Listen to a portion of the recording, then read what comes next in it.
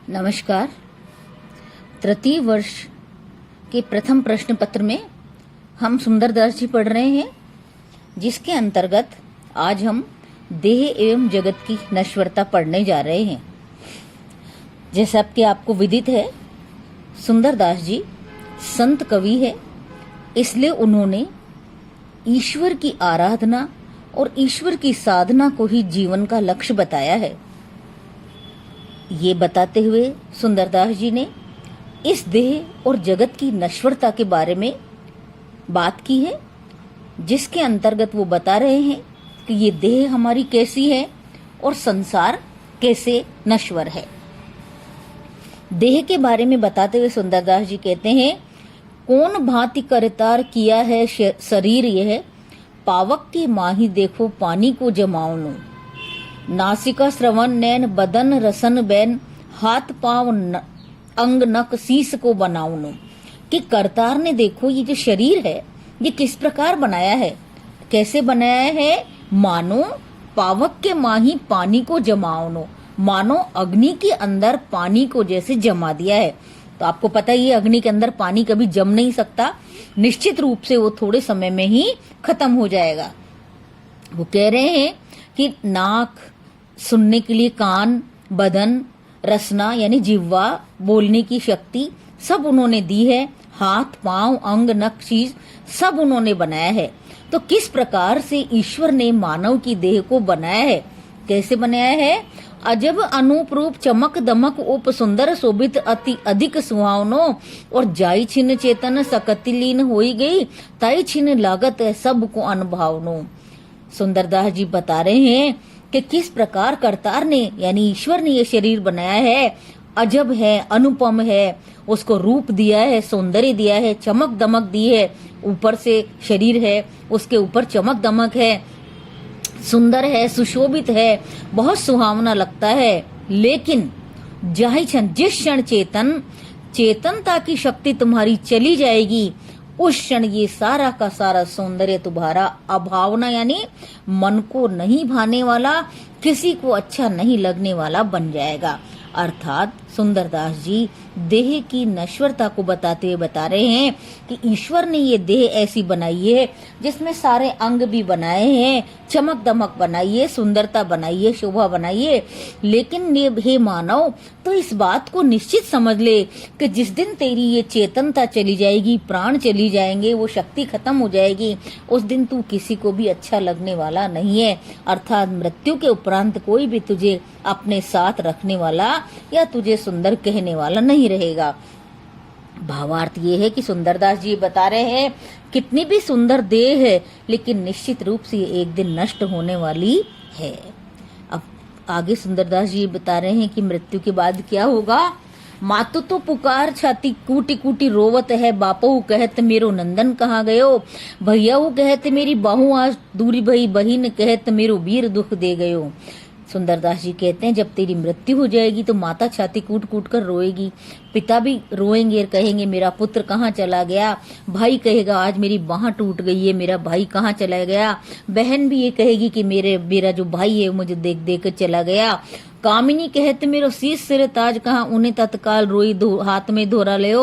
सुंदर कहत को ताही नहीं जानी सके, बोलत तो ये छिन्न में कहाँ गए। सुंदरदास जी कहते हैं, ये शरीर ऐसा नश्वर है कि पत्नी ये कहेगी मेरे सिर का ताज यानी मेरा पति कहाँ चला गया, और वो रोएगी, तत्काल वो सफेद वस्त्रों को धारण कर लेगी, उसका सारा का सारा श्रृंगार है वो खत्म हो जाएगा। सुंदरदास जी कहते हैं, लेकिन कोई ये नहीं जान सकता कि अभी अभी जो बोल रहा था एक क्षण में वो कहाँ चले गया। अर्थात मृत्यु की शाश्वतता बताते हुए और देह और जगत की नश्वरता बताते हुए सुंदरदास जी बता रहे हैं कि हे मानव, एक क्षण के अंदर ही जब तेरी मृत्यु हो जाएगी तो पता भी नहीं चलेगा कि तू कहाँ चला गया है। कितने भी लोग ये ऐसा सोच ले, कितना भी लोग तुझे प्रेम कर ले, लेकिन जैसे ही मृत्यु हो जाएगी उसके बाद कोई भी तुझे प्रेम करने वाला नहीं रहेगा, सबको तू बुरा लगने लग जाएगा, अभावन लगने लग जाएगा, किसी को भी तू अच्छा लगने वाला नहीं रहेगा। ये कहकर सुंदरदास जी ये कहना चाहते हैं कि हे मानव, जब तक तेरे अंदर शक्ति है, जब तक ये जीवन है तब तक तुझे क्या करना है, ईश्वर का विश्वास, ईश्वर का भजन कर लेना है, अन्यथा एक न एक दिन तो ये शरीर नष्ट होने वाला निश्चित रूप से है।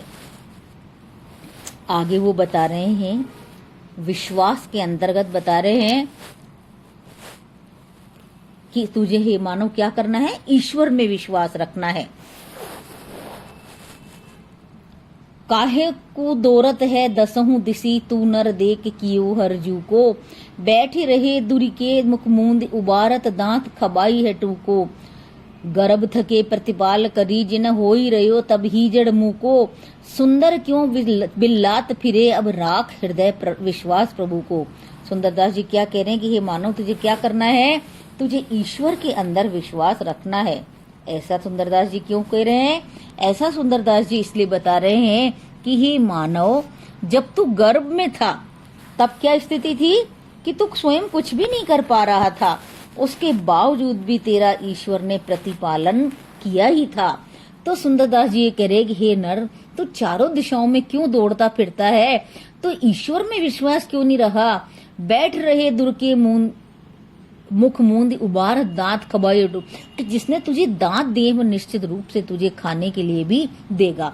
इसका अर्थ ये निष्क्रिय होना नहीं है, इसका अर्थ ये है कि तुम्हें ईश्वर में विश्वास रख के ही सब काम करने हैं और इतना ज्यादा भी सांसारिक कार्यों में नहीं फंसना है कि तुम ईश्वर को पूरी तरह भूल जाओ। क्योंकि ईश्वर कैसा है कि गर्भ में जब उन्होंने तुम्हारा प्रतिपालन किया, जब तुम जड़ और मूक थे, इसलिए सुंदरदास जी कह रहे हैं कि तुम क्यों बिल्लाता फिरता है। बिल्लाता फिरने का मतलब है कि केवल रोटी रोजी कमाने के लिए क्यों चारों दिशाओं में घूमता फिरता है। ईश्वर पर विश्वास रख, तू अगर थोड़ा भी काम करेगा और समय पर ईश्वर का भजन करेगा, ईश्वर का ध्यान करेगा, तो निश्चित जानिए कि ईश्वर तुझे तेरा प्रतिपालन निश्चित रूप से करेंगे। अर्थात इस पद में सुंदरदास जी ईश्वर के ऊपर विश्वास रखने की बात कह रहे हैं और मनुष्य को ये कह रहे हैं कि हे मानव, बहुत ज्यादा रोटी रोजी के लिए दौड़ने की आवश्यकता नहीं है, निश्चित रूप से ईश्वर तेरा प्रतिपालन करेंगे। आगे बता रहे हैं, खेचर भूचर के जे जल के चर देह आहार चराचर पीखे, वे हरि जो सबको प्रतिपालत, ज्यों जी भांति ताहि विदितो के, तू अब क्यों विश्वास न राखत, भूलत है कित धोकई धोके, तो ही तहां पहुंचाए रही प्रभु, सुंदर बैठ रहे किन ओके। सुंदरदास जी मनुष्य को ईश्वर पर विश्वास करने की बात कहते हुए बता रहे हैं कि खेचर भूचर और जलचर अर्थात आकाश, पृथ्वी और जल, तीनों में जो देह को धारण करने वाले लोग हैं उनके आहार का ध्यान ईश्वर रखता है और सभी के उनके अनुकूल आहार वो उनको देता है। वो जो हरि है वो सबका प्रतिपालन करते हैं और जिस भांति से जिसको जो चाहिए उसी प्रकार से वो विधाता सबको सब कुछ दे रहा है। तू क्यों न विश्वास, तो हे मानो तू ईश्वर पर विश्वास क्यों नहीं रखता, भूलत है कि धोखे, तो कौन सा धोखे के अंदर आकर के तू इस ईश्वर को भूल रहा है, तो ही तहां पहुंचाए रे प्रभु, तुझे भी ईश्वर वहां तक पहुंचाएंगे, सुंदर बैठ रहे किन ओखे। सुंदरदास जी कहते हैं कि अगर तू उनके भरोसे रहेगा, अगर तू उनके ऊपर विश्वास करेगा, तो तुझे भी जहां जाना है, जो तेरी मंजिल है, निश्चित रूप से ईश्वर तुझे वहां पहुंचाएंगे। लेकिन आवश्यकता इस बात की है कि तुम्हें ईश्वर के ऊपर विश्वास करना पड़ेगा। अर्थात पहले जो दो पद हमने पढ़े थे उनमें सुंदरदास जी ने देह की और जगत की नश्वरता के बारे में बताया था और विश्वास के अंतर्गत सुंदरदास जी मनुष्य को ये बता रहे हैं कि हे मानव, तुझे ईश्वर के ऊपर विश्वास रखना चाहिए, कर्म अवश्य करना चाहिए, लेकिन सांसारिकता में इतना भी नहीं भूलना चाहिए कि तू ईश्वर के ऊपर विश्वास ना करे। अर्थात अगर तू ईश्वर पर विश्वास रखेगा तो निश्चित रूप से वो तुझे तेरे लक्ष्य तक पहुंचाएंगे।